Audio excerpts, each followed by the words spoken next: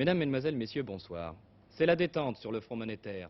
Les ministres des Finances des pays occidentaux se sont quittés satisfaits cet après-midi à Paris à l'issue d'une réunion destinée à dénouer la crise du dollar. C'était une négociation difficile et importante dont pouvait dépendre tout l'équilibre financier entre les grandes puissances économiques.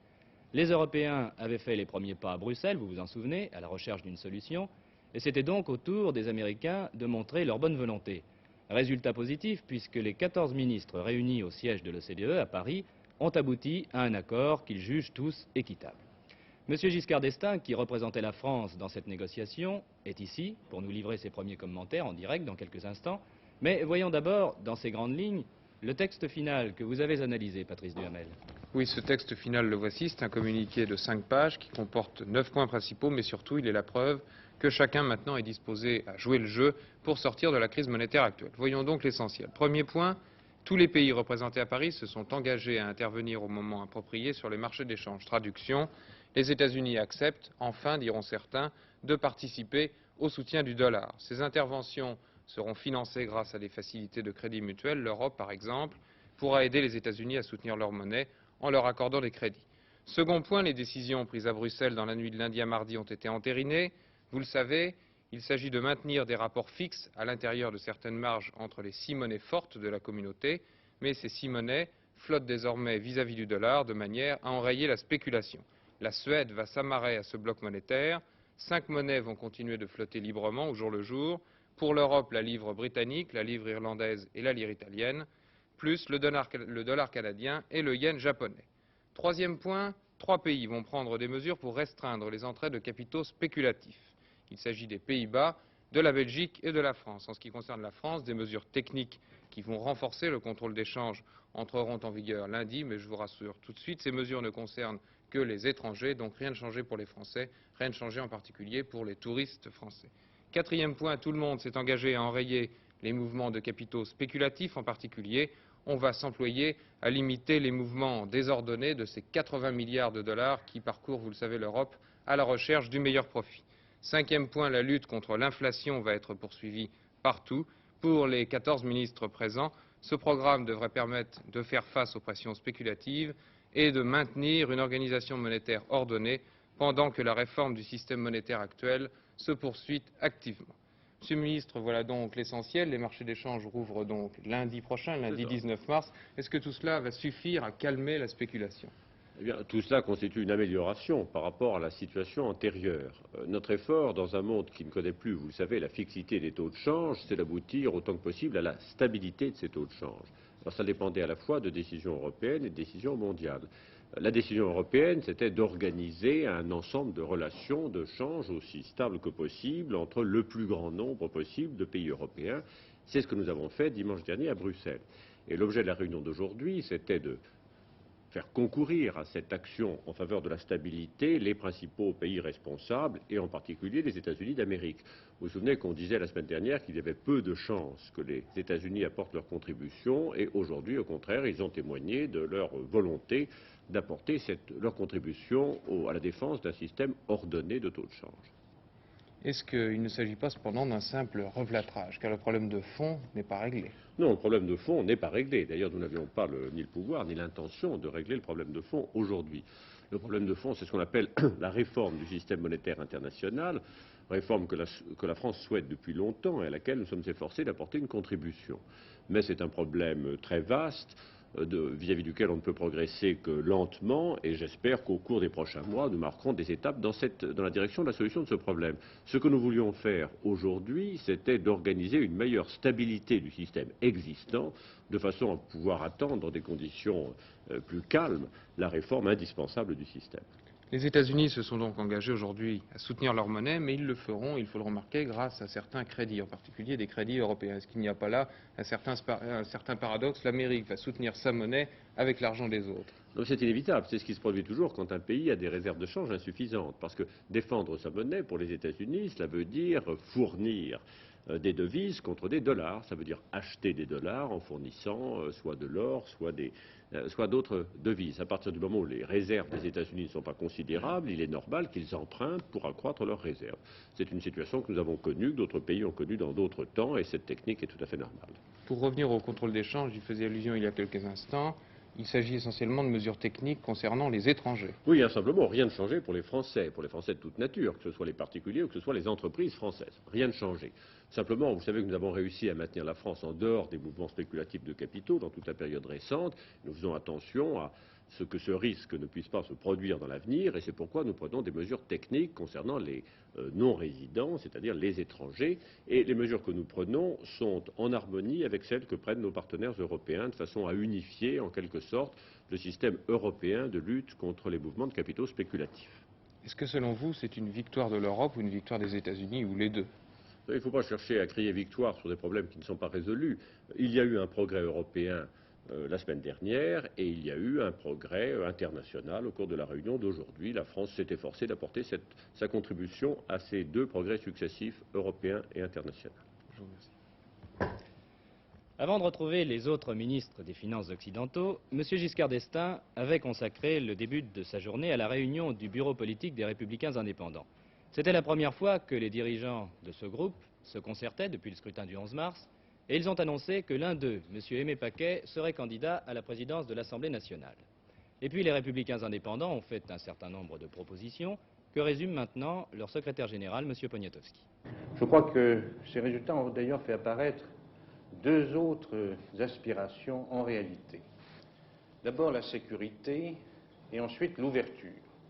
La sécurité qui consiste à éviter un conflit entre la majorité présidentielle et la majorité législative, et qui permet au président de la République de poursuivre son action. Et puis l'ouverture. L'ouverture qui signifie le renouvellement des hommes, des méthodes, des styles, et qui signifie également qu'il est souhaitable de voir s'associer à l'action de la majorité tous ceux qui partagent notre vision libérale et sociale, c'est-à-dire tous ceux qui refusent l'union marxiste. On a beaucoup reparlé ces jours-ci du programme de Provins. En a-t-il été question devant le bureau politique? Oui, à cet égard, le bureau politique a souhaité que les engagements pris soient entièrement tenus, notamment et par priorité en ce qui concerne les personnes âgées, les retraités, les bas salariés et les handicapés. La constitution du futur gouvernement appartient évidemment au premier chef, au président de la République. Vos amis n'ont pas formulé de vœux particuliers à cet égard? Non, la décision en ce qui concerne le choix du Premier ministre et le choix du gouvernement revient au président de la République. Nous avons néanmoins formulé d'autres vœux. D'abord, qu'il y ait dans la vie politique une certaine tolérance. La vie politique n'est pas la guerre civile, n'est pas une bataille continue, mais au contraire la gestion des affaires de l'État, la gestion des affaires publiques. Et à cet égard, il est bon que chacun soit associé à l'étude et à la discussion des problèmes. Pas à la décision qui est la responsabilité de la majorité, mais à la discussion et à l'étude. Et c'est pour ça que nous avons demandé à notre groupe parlementaire de déposer très rapidement une proposition de loi donnant un statut à l'opposition. Et comme le suggère M. Giscard d'Estaing, en particulier que dans chacune des commissions de l'Assemblée, qui sont les lieux où se font le vrai travail, il y ait un vice-président qui vienne de l'opposition. Autre vœu émis par M. Poniatowski au nom des Républicains indépendants, il a souhaité que s'établisse une meilleure coordination entre les différentes formations de la majorité, et les Républicains indépendants comptent prendre d'ailleurs un certain nombre d'initiatives dans ce sens. Dans le conflit de la navigation aérienne, on attendait aujourd'hui la réaction des contrôleurs en grève à l'appel lancé hier soir par le ministre des Transports. M. Gallet, je vous le rappelle, a demandé aux grévistes de reprendre le travail mardi prochain, le plan de remplacement militaire étant aussitôt levé. Réponse du président du syndicat des contrôleurs CFTC. Je crois que le ministre prévoyait la reprise du travail mardi matin à 7 h. Enfin, ce n'est pas notre préoccupation. Notre préoccupation est de déboucher sur une négociation, en fonction de quoi la décision qui a été prise ce matin était de prolonger le mouvement à partir de demain matin 7 h pour 48 heures, ce qui nous mène à lundi matin 7 h. Quels sont les points de discussion les plus importants? Les points de discussion sont toujours les mêmes, c'est-à-dire aménagement de la loi de 64 et reclassement hiérarchique de la carrière. Combien de grévistes actuellement? Entre 300 et 350 Sur combien d'aiguilleurs du ciel? sur 1200 personnels qualifiés. Avez-vous des contacts avec les non-grévistes? Oui, nous avons des contacts. Nous avons une réunion chaque après-midi entre grévistes et non-grévistes. Pensez-vous que la situation pourra évoluer d'ici mardi? Elle peut évoluer dans la mesure où on accepte de discuter avec nous sur les 2 points qui sont bien connus depuis avant la grève. Et si la grève a eu lieu, c'est parce qu'on ne voulait pas de discussion avec nous sur ces 2 points. Sinon, elle n'aurait pas eu lieu. Donc une grève qui se durcit. Elle ne se durcit pas, elle continue comme elle a commencé pour déboucher sur la négociation. Une réaction différente de la part des contrôleurs non grévistes affiliés à la CGT. Tout en s'élevant contre les sanctions prévues par le ministère, ils appellent, eux, à la reprise du travail mardi prochain. L'incendie qui a ravagé un immeuble de 6 étages ce matin dans le centre de Paris, dans le 2e arrondissement, a fait finalement un mort. Il s'agit d'un ouvrier de 21 ans qui n'a pas pu sortir d'une pièce où il s'était réfugié. D'énormes moyens ont dû être mis en œuvre pour maîtriser le feu qui avait pris dans une cave et qui s'était rapidement propagé par la cage de l'ascenseur et les escaliers. Un mois et demi après l'incendie dramatique du collège de la rue Édouard Pailleron à Paris, un incendie qui avait fait 20 morts, on a appris hier soir les résultats de l'enquête administrative. Plusieurs anomalies dans la construction du bâtiment ont été constatées. Elles seront évidemment portées au dossier, sans préjuger des suites judiciaires qui seront données à cette affaire. Les poteaux porteurs en acier devaient être protégés par un enduit à base d'amiante. Dans la partie non visible, à hauteur des faux plafonds, ils ne l'étaient pas. Dans le vide des faux plafonds devait se trouver un cloisonnement coupe-feu. Il n'y en avait pas. La façade était doublée pour une isolation thermique par des plaques de polystyrène expansé. C'est un produit dangereux qui n'aurait pas dû se trouver là. Ce sont les 3 différences que l'enquête administrative a décelées entre le cahier des charges et le bâtiment définitif. Mais attention, on ne peut pas affirmer à l'heure actuelle que ces anomalies de construction ont joué un rôle dans la propagation du feu. C'est au juge Sablérol, chargé de l'enquête judiciaire, de le dire. En attendant, on peut s'interroger. Plusieurs feux dramatiques ces temps derniers nous ont laissés en désarroi. Oui, ce désarroi tient à ce que le public n'est plus habitué au feu. Dans un appartement moderne, on ne voit plus de feu. Alors que nos anciens avaient l'habitude du feu, ils le voyaient tous les jours dans leur poêle et avant dans leur cheminée. Et puis la sagesse héritée de ces anciens nous donnait le moyen de nous défendre contre l'incendie alors que nous avions peu de moyens. Quand je dis défendre, j'aurais dû dire prévenir. Et on prévenait l'incendie, au Moyen-Âge notamment, en prenant soin de revêtir de plâtre les maisons à pans de bois. Et c'était une ordonnance royale qui le prescrivait. Il y en a encore une, je crois, de 1677, qui doit être de Colbert. Est-ce que maintenant on ne sait plus se préserver? Si on sait lutter contre le feu, mais il faut dire que la construction moderne utilise des matériaux qui contiennent un potentiel calorifique tel que le moindre incendie prend des allures logarithmiques, libère en très peu de temps un énorme potentiel calorifique en atteignant des pics de température et toutes les conséquences, c'est-à-dire que tout ce qui vient de la chimie organique commence par distiller, l'air est appauvri en oxygène, il se produit de l'oxyde de carbone dont la dose létale est très rapidement atteinte et on a des catastrophes et des pertes humaines. Bien, pour les feux de demain, on n'est pas tellement désarmé parce qu'on a déjà de sérieux règlements de prévention, mais il faut se dire que nous aurons à parfaire ces règlements et que c'est là une tâche continue. Il faudra évidemment faire en sorte qu'on puisse intervenir très vite, et quand je dis intervenir, donner d'abord l'alerte. Avant, on criait au feu et tout le monde se sauvait à l'air libre. Il faut qu'on reprenne ce vieux réflexe. En fait, ce qu'il faut, c'est ne pas se contenter des règlements qui existent. Il faut ne pas hésiter à refaire sans cesse ces règlements.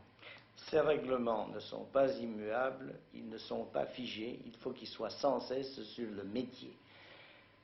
La sécurité a toujours un pas de retard sur les techniques de pointe et il faut que ce pas ne se transforme pas en fossé. C'est un avertissement très ferme que le président Nixon a adressé hier soir aux autorités de Hanoï. Il a demandé que cessent les infiltrations de troupes nord-vietnamiennes par la piste Ho Chi Minh en direction du sud. La réponse n'a pas tardé. Elle a été donnée aujourd'hui par le délégué nord-vietnamien à Paris, M. Xuan Thuy, qui était allé saluer le départ au Bourget de Mme Binh. M. Xuan Thuy a rejeté les accusations du président Nixon et déclaré que les menaces ne servaient à rien. Jusqu'ici, les réalités ont montré que les menaces n'ont pas apporté grand-chose de positif. Est-ce que l'essentiel maintenant, c'est que toutes les parties exécutent correctement les clauses de l'accord pour avoir une paix véritablement durable au Sud-Vietnam. C'était ce matin à l'aéroport du Bourget. M. Xuan Thuy était venu accueillir M. Nguyen Van Hieu, qui vient prendre la succession de Mme Nguyen Thi Binh à la tête de la délégation du GRP. Dès lundi prochain, M. Hieu devra rencontrer les représentants de Saigon au château de la Selle-Saint-Cloud pour discuter de l'avenir politique du Sud-Vietnam. Il devait se déclarer optimiste sur ces négociations qui doivent aboutir à la création d'un Conseil national de réconciliation, conseil chargé de préparer des élections générales. Dans peu de temps, il n'y aura plus l'ombre d'un seul soldat agresseur étranger sur le sol vietnamien. Et cela, pour la première fois depuis plus d'un siècle. Je pense que tous les Vietnamiens, quelle que soit leur tendance politique, pourront s'en réjouir, et dans ces conditions. Il n'y a pas de raison pour que les Vietnamiens ne puissent pas résoudre leurs propres affaires sans ingérence extérieure. En sortant du salon d'honneur, M. Hieu et Mme Binh ont été acclamés par une centaine de Vietnamiens résidant en France. Une foule qui chantait l'hymne du FNL en agitant des drapeaux bleus et rouges frappés de l'étoile d'or du front. Des souhaits de bienvenue au nouveau chef de la délégation du GRP, mais aussi des adieux à Mme Nguyen Thi Binh qui, quelques instants plus tard, devait s'envoler pour le Vietnam via Moscou, Damas et Bagdad.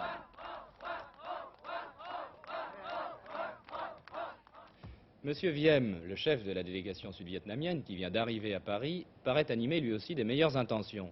Nous ferons tout, a-t-il dit, pour arriver à un règlement dans les délais prévus par l'accord de Paris.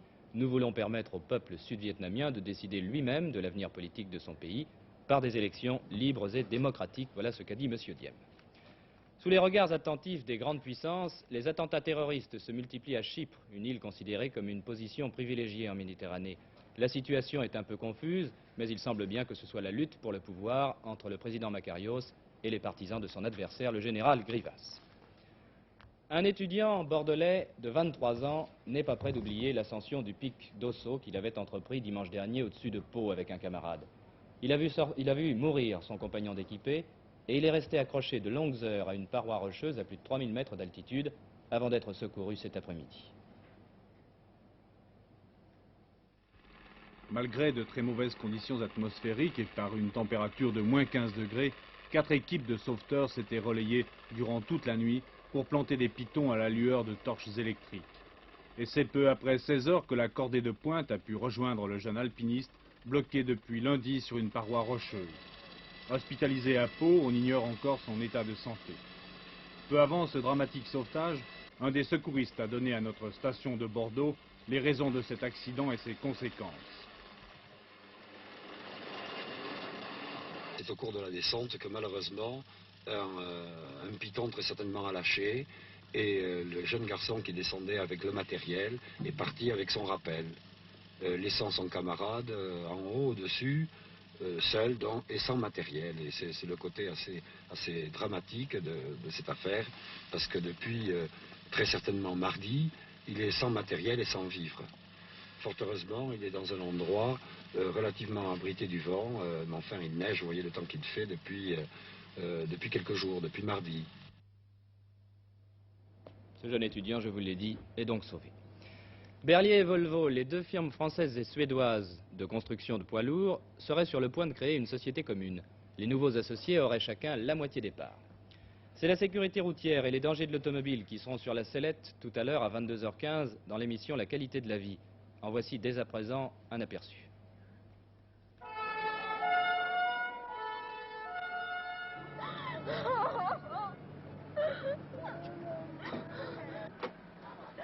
« 16 600 morts sur la route en France en 1972. Au banc des accusés, la route elle-même, le conducteur, la voiture. Les Américains perdent, eux, 55 000 vies humaines par an sur les routes. ils tentent de mettre au point un prototype de voiture de sécurité idéale.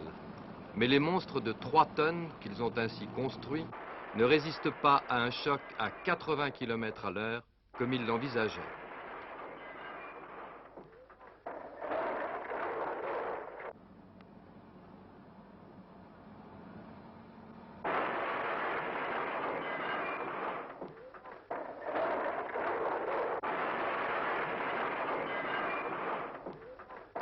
En fin de compte, le conducteur a lui-même une très grande part de responsabilité dans les accidents.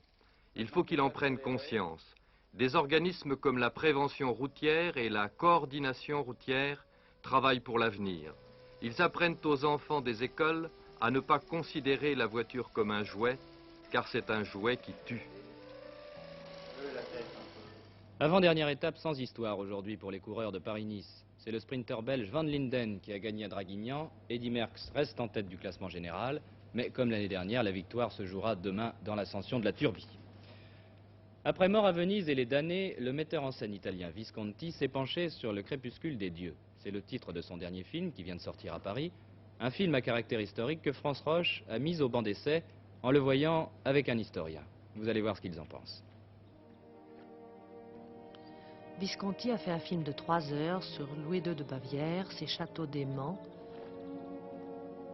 sa passion pour Wagner dont il patronna les plus grandes œuvres, son amitié avec sa cousine, l'impératrice Élisabeth, le lac qui refléta sa vie et causa sa mort. Un écrivain, Pierre Combesco, qui vient de publier un livre sur le roi fou, l'a vu et a apprécié en historien les différences et les ressemblances entre film et réalité. La seule critique que je ferai un petit peu au film de Visconti, c'est d'avoir essayé de monter une amitié amoureuse entre Louis II et Élisabeth, qui en fait n'a jamais existé. Élisabeth avait 10 ans de plus que Louis II. Quand elle s'est mariée, Louis II avait 9 ans. Leurs similitudes, leurs caractères les ont attirés, mais ils ne se sont vus que rarement dans leur vie, à peu près. Je peux peut-être avancer le nombre de 15, mais c'est tout. Qu'est-ce que tu veux au juste? Entrer dans l'histoire grâce à Richard Wagner? Comme ma belle-mère avec ses peintres ridicules?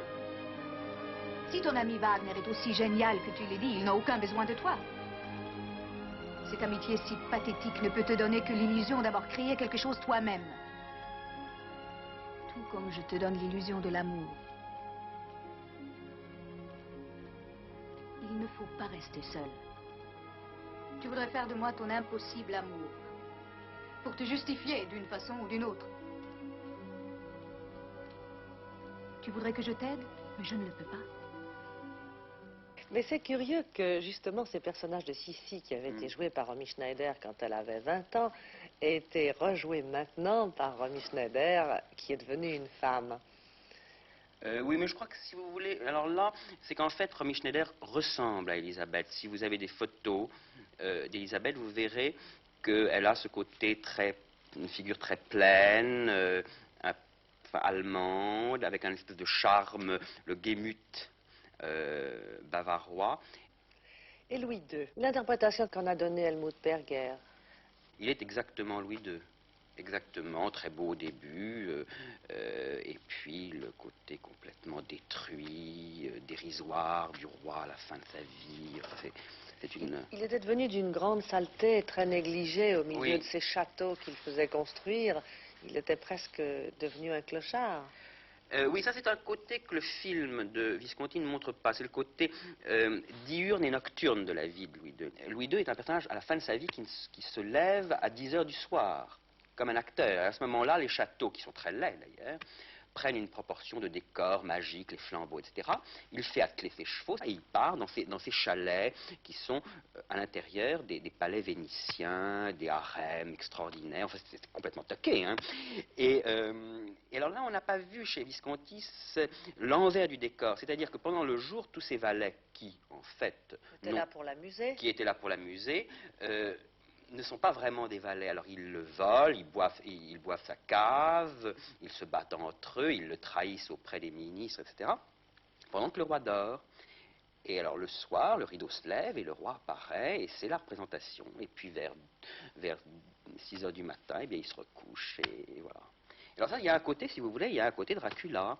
Parce que vous savez, le personnage de Louis II est quand même un personnage un peu inquiétant à la fin de sa vie. Là, je crois que Visconti ne l'a pas assez montré, ce côté méchant, ce côté destructeur.